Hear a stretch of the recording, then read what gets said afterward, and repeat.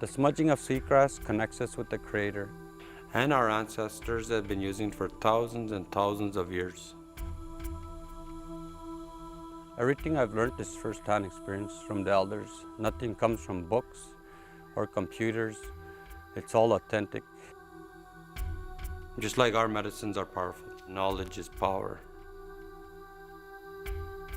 Our medicines are important to us because they are healthy.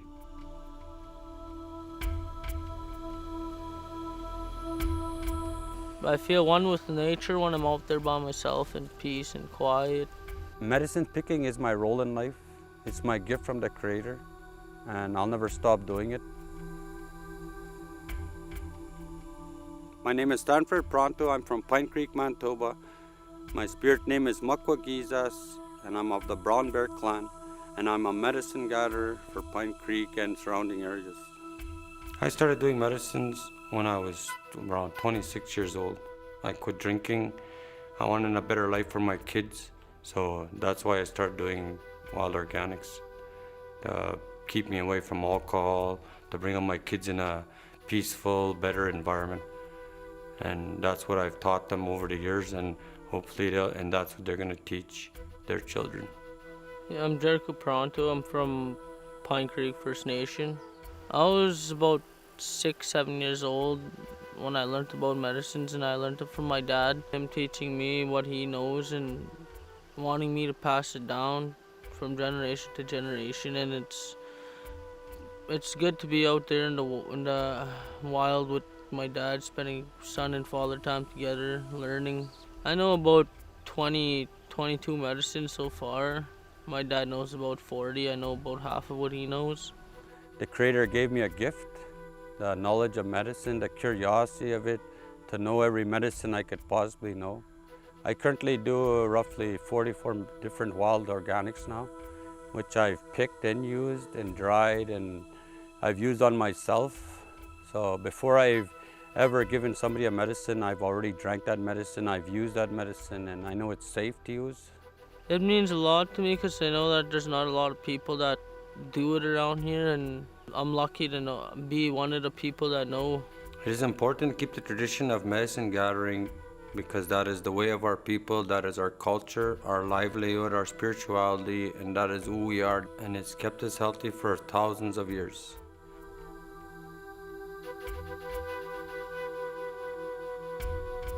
I don't pick wild medicines around under hydro lines. I also don't pick around garbage dumps. I don't pick around railway tracks. I don't pick around roads because of the cars and trucks passing by that pollute the medicines as the dust flies by. You gotta keep your hands clean. Every time you use the washroom with any organic, you wash in between. So if you're gonna pick and then use the washroom, then you wash your hands with. So you carry a lot of water with you out there. Another protocol is you usually cut the roots of every organic where you've picked it. You cut the roots out. You leave the roots there because that's where you've picked it.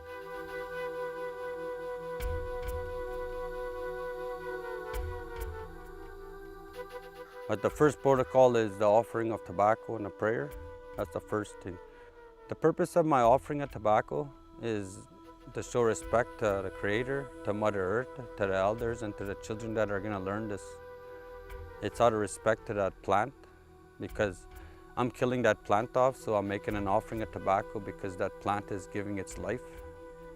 Because all plants got energy, all plants are alive, all plants got feelings, and they all got spirits. So when you're taking away that spirit, you're making that offering out of respect to that plant, because you are taking its life for somebody else to get better, or for prayers.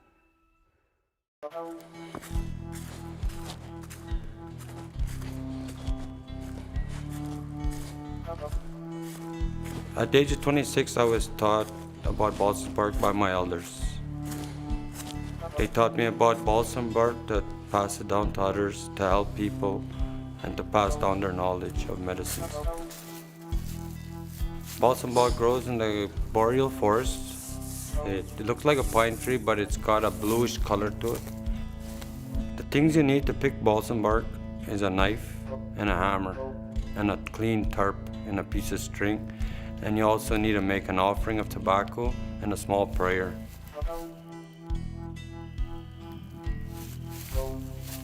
I believe balsam bark has a spirit. That's what the offering of tobacco is used for, the spirit of the balsam tree. Every tree has an aura, every plant has an aura, every plant has feelings.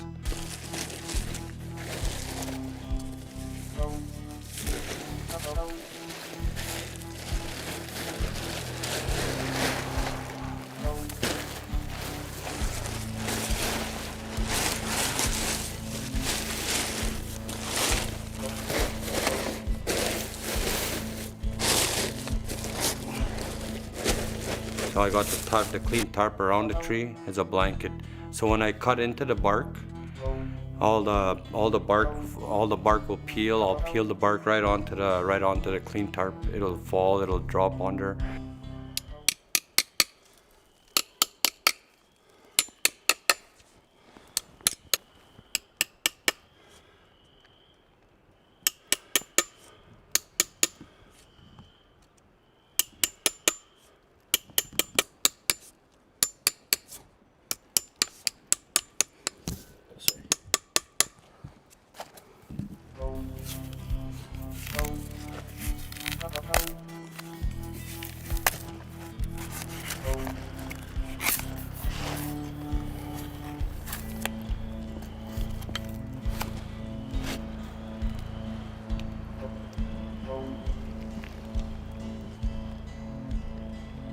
The reason why I chose this tree is because it's a mature balsam tree ready to be harvested.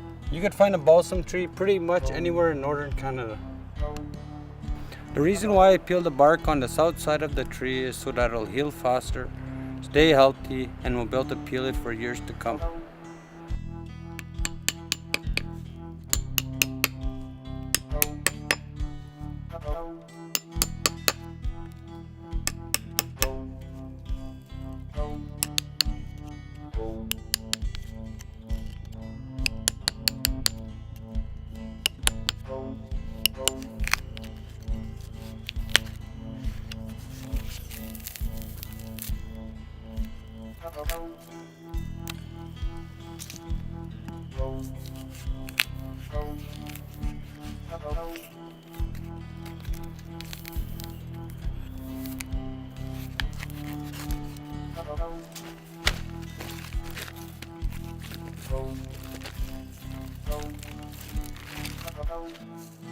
And that's how I harvest balsam bark.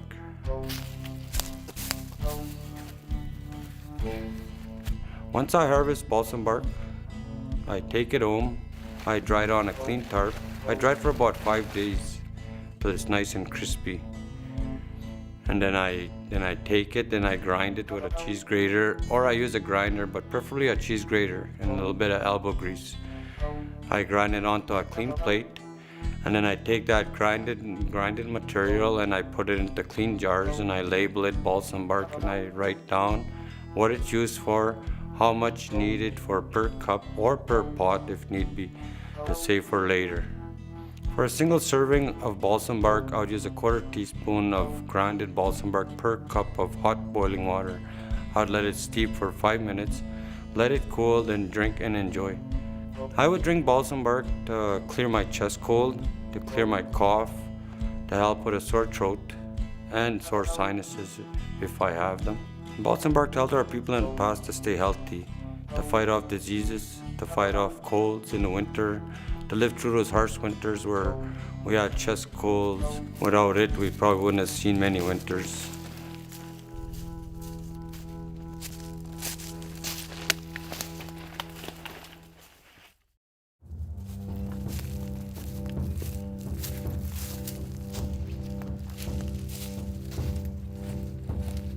We didn't have a pharmacy back in the day. Our people had to find out all these medicines on their own. I feel I have great privilege learning all these medicines from an elder that I think of, because I think about the people that had to use themselves as guinea pigs, the people that had before us that died, just to learn how to heal a kidney. The kind of tree you'll find wild kidney medicine is on the birch tree. It grows in the boreal forest in my own community. I find it deep in the forest, And I like to go deep in it first because nobody's been there, nobody's touched this medicine, nobody's touched the tree, nobody's spoiled it. Well, the first stage picking kidney medicines is the offering.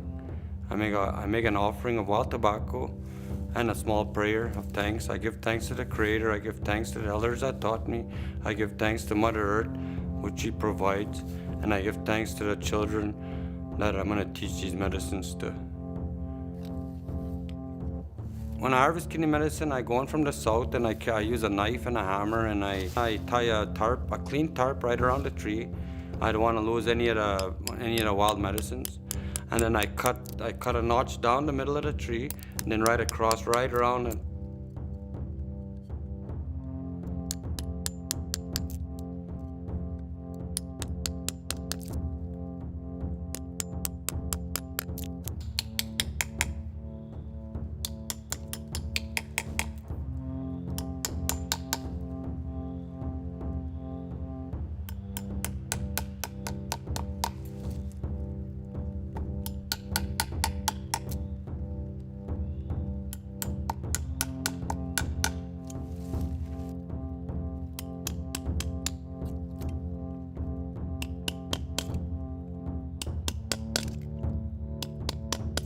And I peel that bark right around off the birch tree.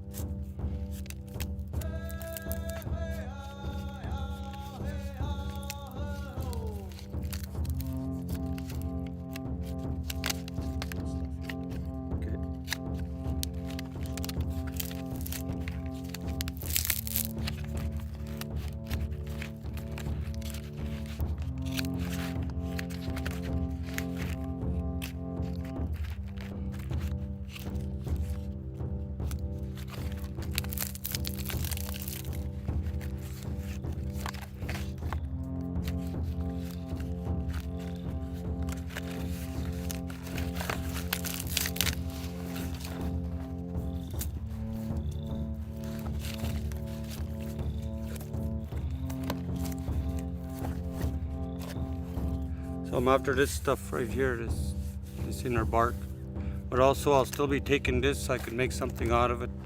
Nothing I use, it gets wasted. It's all being used one way or the other. And then there's this green inner bark that I scrape off. I scrape it off onto and it's usually soft. So I scrape it off, it falls onto the tarp. Everything will fall onto the tarp right around the tree. But I don't try to kill the tree. I try to save the tree, take only enough that I need, and then I'll move on to a different tree. When I bring the kidney medicine home, I dry it on the floor on clean tarps. I usually dry it for about 5 days. Once I take the dried medicine home, I grind it. I usually use a cheese grater. I use a little bit of elbow grease, I grind it, and then I put it in clean jars. And for a single person, for a single dose of this medicine, I use a 1/4 teaspoon of dry kidney medicine per 1 cup of boiling hot water. And if I'm gonna make a pot of it, maybe store some for later, I use about 5 teaspoons of kidney medicine per cup of boiling hot water. Once the kidney medicine is done boiling, I like to let it steep for a while, and then I let it cool, and then I strain it. I usually use a clean cloth and I strain it into a bigger jar, so I can keep it for future use. After I've done taking my cup for the day. And when you're really sick, you could take 2 cups a day. You could drink 1 in the morning, 1 in the evening, and then put it away for future use. That's the proper way that I've been taught to use kidney medicine from my elders. And that's the way I'm going to keep using kidney medicine, and that's the way I'm going to teach my kids, our kids, to keep using kidney medicine. I use kidney medicine for myself, my elders, my parents, whoever needs it, and also I do trades with it. It'll strengthen your pancreas. It's a detoxifying medicine for the kidneys. Its especially main use is for the kidneys.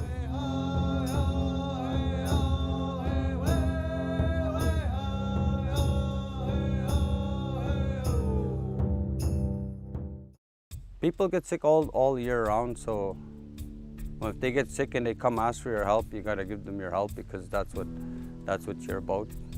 If you're a medicine harvester, well, usually in the winter, Mother Earth's sleeping, and all the plants are sleeping. But uh, if you're sick, you're gonna go out for your medicine. You're not gonna wait. If you know where it's growing, if you know how it looks, if you know how the root looks, then you go pick it. Because if somebody's sick, the Creator would rather have you healing somebody.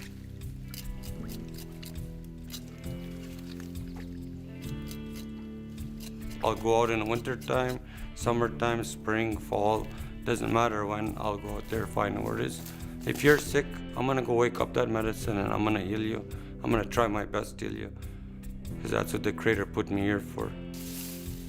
I like helping people with my medicines because it's to better them and to better myself. I feel better when I know I'm helping out other people. Picking wild organics is a really good stress reliever because you're out in nature. This is the cleanest air you could be around, is in the forest.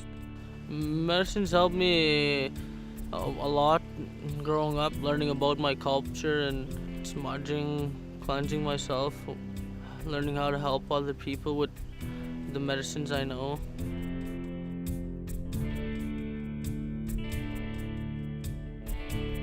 When I pick for not only myself, but I pick for the community and for family. I use it for myself, my family, elders, especially elders, for the community, for whoever needs it, and also for trade. I would trade for tobacco, I would trade for gifts, I would trade for money, as long as I had a tobacco trade with the money. What they're doing with the tobacco trade is that they're taking over that offering that I've made to Mother Earth. So now it's their medicine. It's their offering, they made that offering.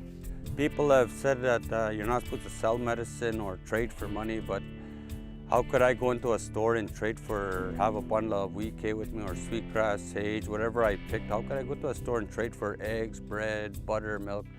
So what I do is I exchange it into money, the medicine into money, then I would trade money for bread, eggs, milk, and whatever I need to survive.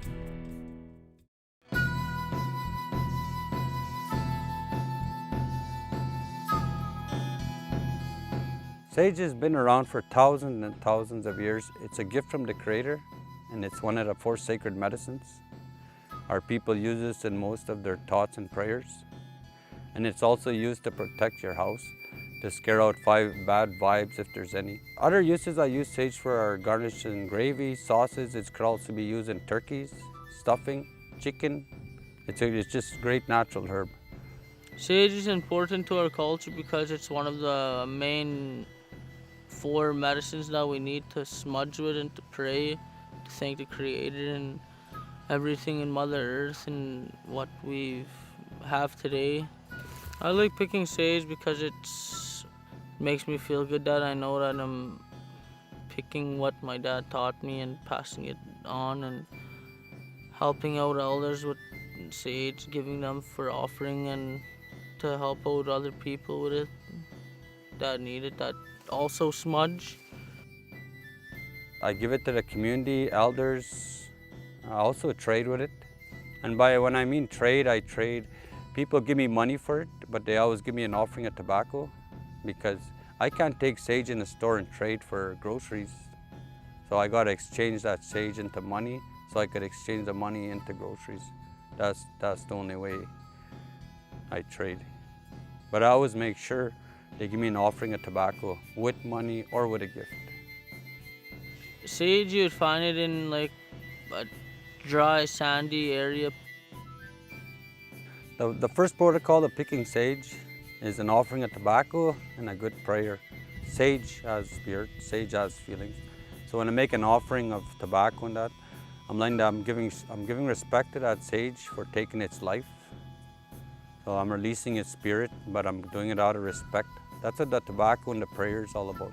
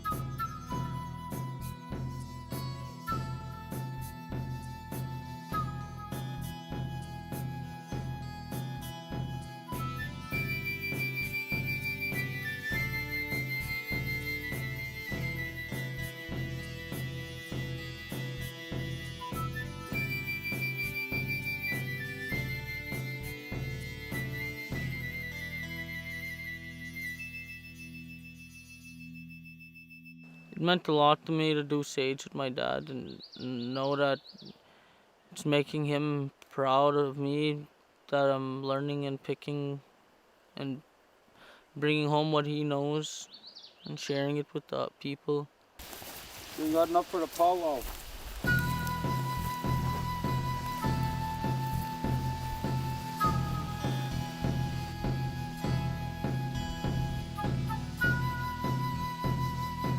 Once I'm done taking the plant out of the ground, I'll tie them in coin-sized bundles, and then I'll tie them with a raffia straw.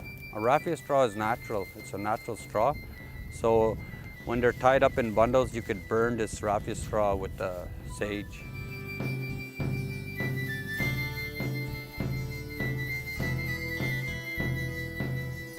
If I plan on leaving the root system there, I'll break them off at the root ground level. But over the years, I've been transplanting sage to different areas closer to where I live. So when I'm an old man and I want to take out my grandkids, I don't have far to walk. I got a place for sage, a place for mint, a place for wike. I've taken some from hundreds of miles and I brought them closer where there was none growing before, and it is growing now.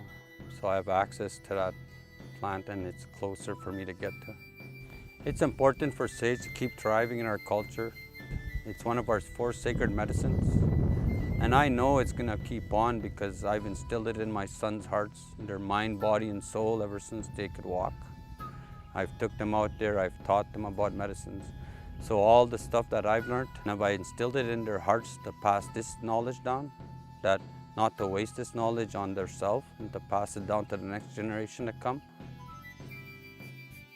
Sage was given to us, as all plants are given to us, as a gift from the Creator to heal ourselves, to feed ourselves, to provide for our children, to pass on this knowledge of sage is one of the greatest gifts I could bestow upon my people.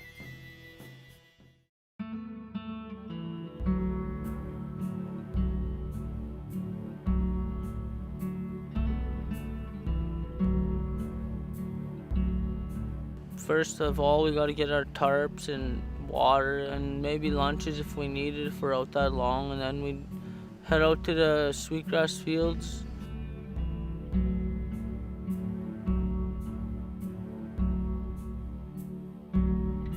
Once we're ready to head out, we get out there and we start picking.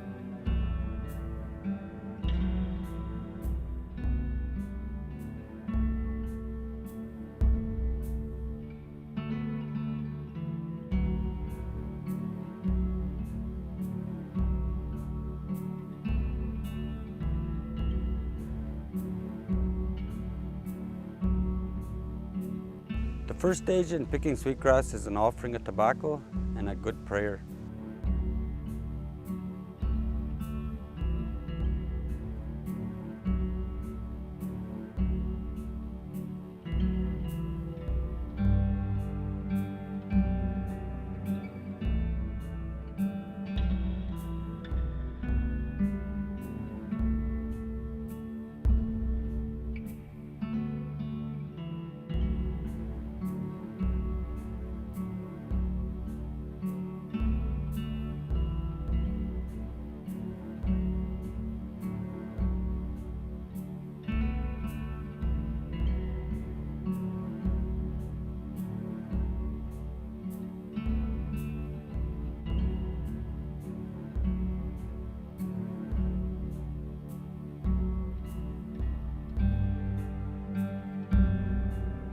Yeah, I'm just cleaning out the bottom of the grass here. It's called combing.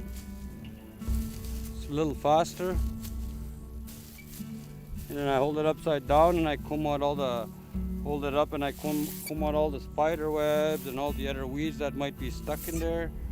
Take another good look. Nothing in there, good. Then I put it down.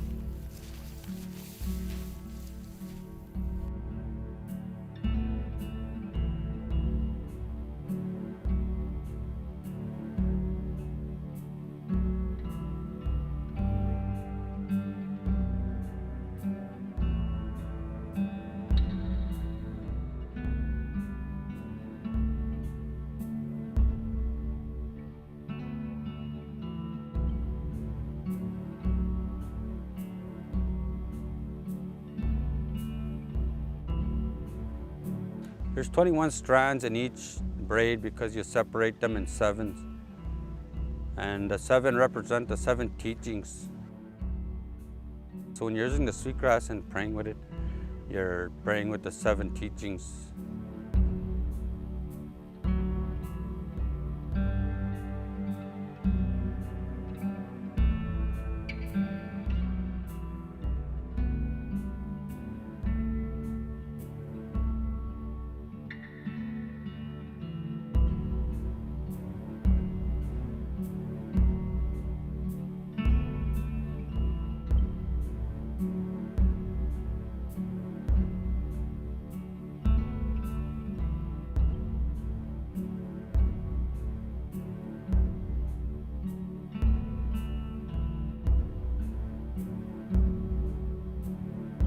After I take it out of the ground, I clean the sweetgrass and I tie them in bundles of 21 strands in each braid, and then I hang them up to dry.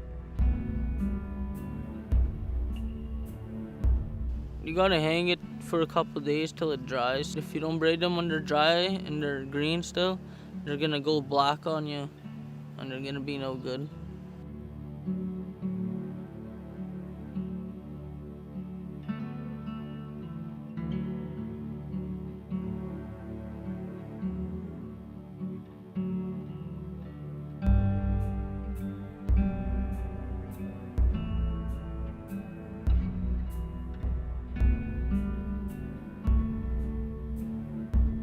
You dry green them. That means drying without the sun. So you don't want the grass to turn brown. So that's called dry greening, drying in the shade. So they've been ironed for a couple days now. They're ready to braid. They look nice and dry. We're gonna take them down and we're gonna start braiding them.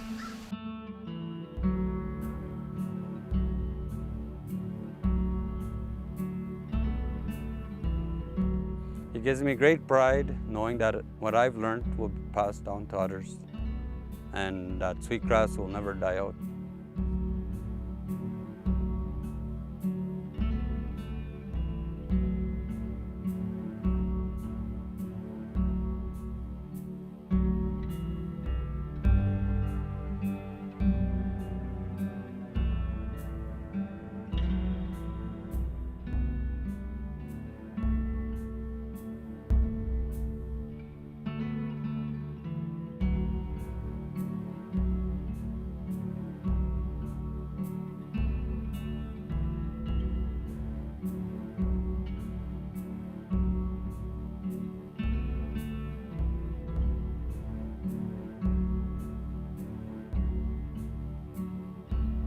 It's one of the main medicines used in our prayers, and it's one of the 4 sacred medicines in our culture. Smudging is a way to cleanse your body. Praying in our culture, it's praying, thanking the Creator. And a lot of people feel safe when you got sweetgrass because it's part of their prayers.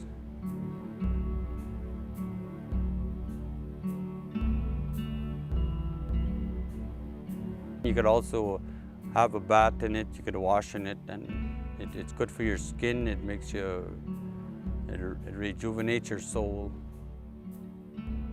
Boil the sweetgrass in a pot like a tea and wash your hair with the sweetgrass and it'll strengthen your hair. I use sweetgrass for myself, for my friends, for my family, for my community, and for trade also. People trade me for gifts. People have traded me for money, but I always make sure they give me an offering of tobacco, even if they do give me a gift or money. Women are important in our society because they're the backbone of our society. They're the caregivers, they're the mothers, they're the daughters, they're the grandmothers. Now, women are more stronger than men, and teaching women about medicines is a privilege to me, because I know women will carry on these teachings and pass it down to their children. And that's very important because I know I ain't wasting my life doing this, that the knowledge I've passed down comes from me, comes from my heart, my spirit, my mind. You know, I'm so in tune to the medicines. I just love doing medicines. I do it every year, and I do it. Anybody that comes and asks for it, I'll get up and I'll take them out. I'll pick some for them if they need it. I've been cutting the roots and I've been transplanting them in a field. So years to come, when I'm older, I'll have a field of sweetgrass. I'll be able to take my grandkids there and show them what sweetgrass is. And it won't be far because I've got certain spots that I've picked over the years. We normally cut out the root system and we put it back in the ground where we picked the grass. But these root system we're gonna keep. We're gonna transplant in up north, farther up north where they have less grass.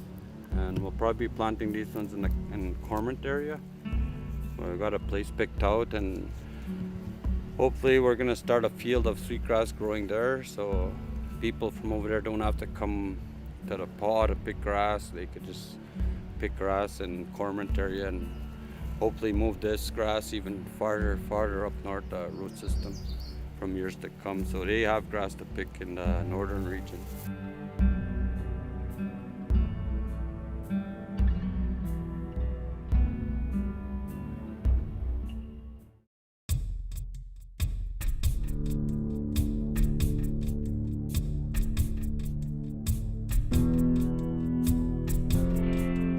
Hi, today I'm out here with my son Jericho Pronto, and we're out here picking wheat key.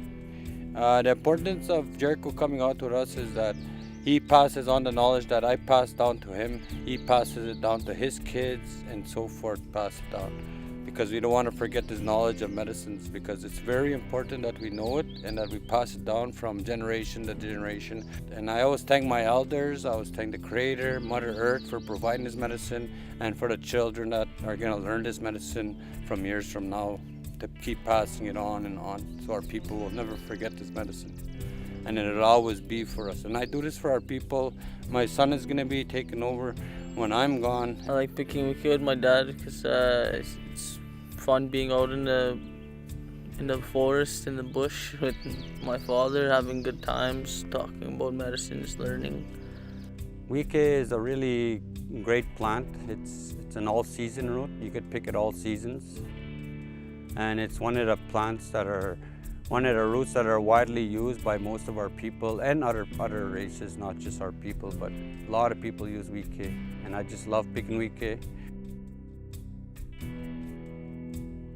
The first stage in picking wike is an offering of tobacco and a good prayer of thanks to the Creator, of thanks to the elders that taught us, and thanks to the children that we're going to teach, and Mother Earth for providing this medicine. We gotta make sure we have all our tools prepared to dig and cut the roots off the wheat so we could pull it out of the ground, and we head off into the bush once we're prepared.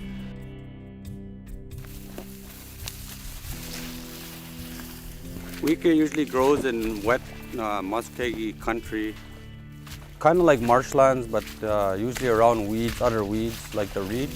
It's mixed in with that.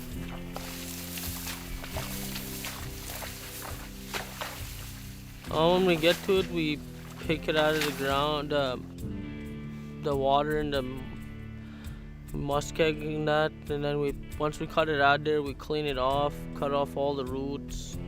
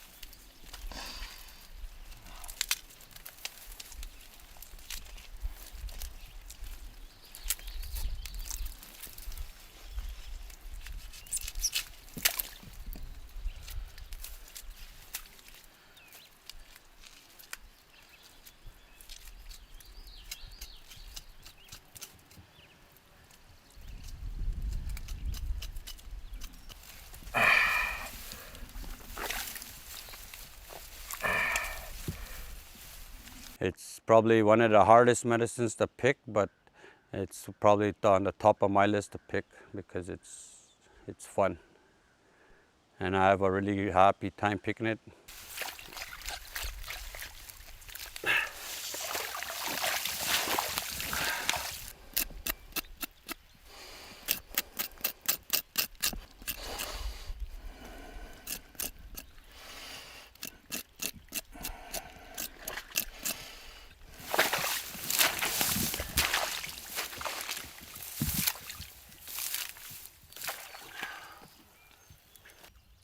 This is Wheatcake cleaned right here, rough clean. Our people have been using this for thousands of years. It's used for colds. It's used to clear your blocked sinuses from your head. It's also used for sore teeth. It's used for many things. It's called an all-season root. Some people call it rat root. Some people call it weegas. We call it wheatcake. And the terminology for it is black flagstaff root. We put it in a bag, we take it back and we hang dry it. I usually tie it in 2 pieces and I hang them to dry for about 5 to 7 days.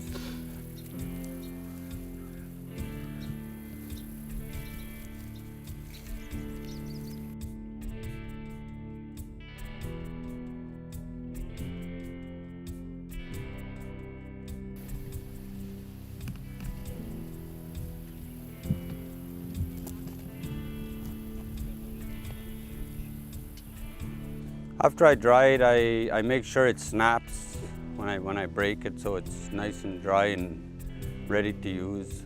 And then I tie them in 10, usually 10 sticks per bundle, and I go see the elders first because I have the same elders, and I go see the same ones every year, make sure they have a constant supply of wheatcake and medicines.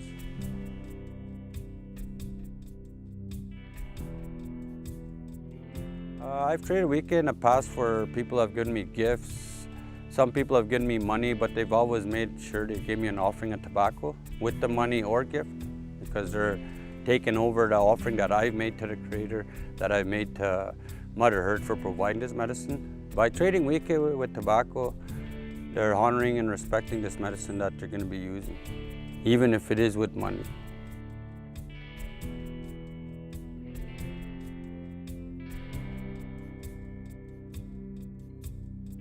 You chew out a little piece of it and you just keep chewing it until the juices come out of the wheatcake, and then you just drink the juices. It's pretty well one of the mainly used medicines of our people. I use a blender, I grind it into powder, and I use a 1/4 teaspoon per cup of hot water. I let it steep for 5 to 7 minutes, then I drink.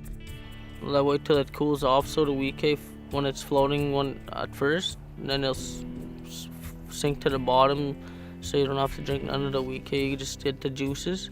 Some people say it's a bitter taste. Me, I just love the taste of wheatcake. I'd suggest you use wheatcake when you're sick, especially when you're sick, and usually once a day in the morning or even twice a day if you're really sick, at once in the morning and once in the evening. An elder taught me from Camperville. His name is Leo Chartrand. He taught me about picking wheatcake. He showed me where it was. He told me what to do to make offerings, and I've been doing it for now probably 18, maybe 20 years now. I usually just take what I need. I try not to overtake from an area. I let it grow back. Sometimes I'll let an area grow back 2 years, 3 years, but I have other areas that I go to every year, so I rotate. Still today, we all use wheatcake, and we're still here today. Some people don't even go see a doctor. They count on all these wild organics for survival to beat their sicknesses.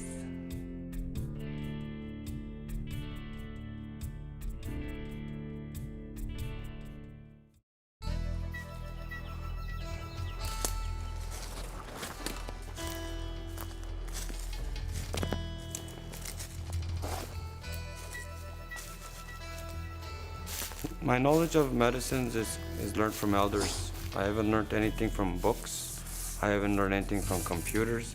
It's all first-hand experience from elders that have come and gone.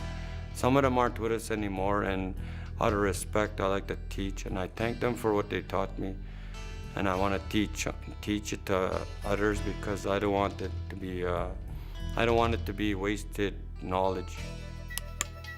Some elders I've learned medicines from over the years. Dave Buck from the Paw, Edward Beitnos from the Paw. I've also learned some from Frank Nepanak from Pine Creek First Nation. I've learned some medicines from my grandma from Fairford First Nation. One of my great teachers of organics was Leo Chartrand. He's from Camperville. I respect all my elders, but Leo taught me quite a lot of different kind of medicines, and as soon as I want to learn a medicine, I asked him about a medicine. He would come and pick me up right away at his cost. It didn't cost me anything. As long as he knew I wanted to learn, he automatically took me out and took me to his grounds and taught me right from first-hand experience. My hopes by passing this on to my family and others is that they'll pass it down to others and keep it going on and on and on for another 1,000 years. The knowledge that I've learned, that's my hope. And I couldn't have did it without my elders teaching me, taking their time, their patience to teach me.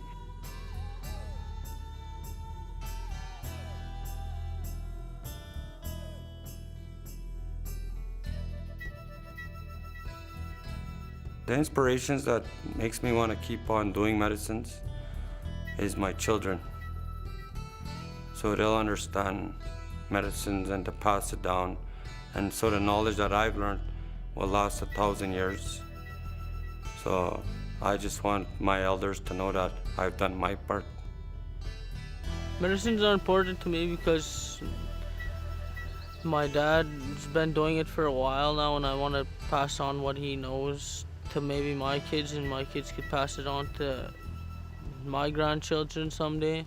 It made me feel good to have my son and one of my friends, good friends with us picking medicines, because I'm teaching her about medicines. I've been teaching my son since he was about 6 years old now. So he's 20 now and he's still right into it. So I'm really happy about that. I learned from my dad over the years growing up, and he's learned from his elders in the community, and my grandmother was a medicine woman too, and so it's been passed down a few generations.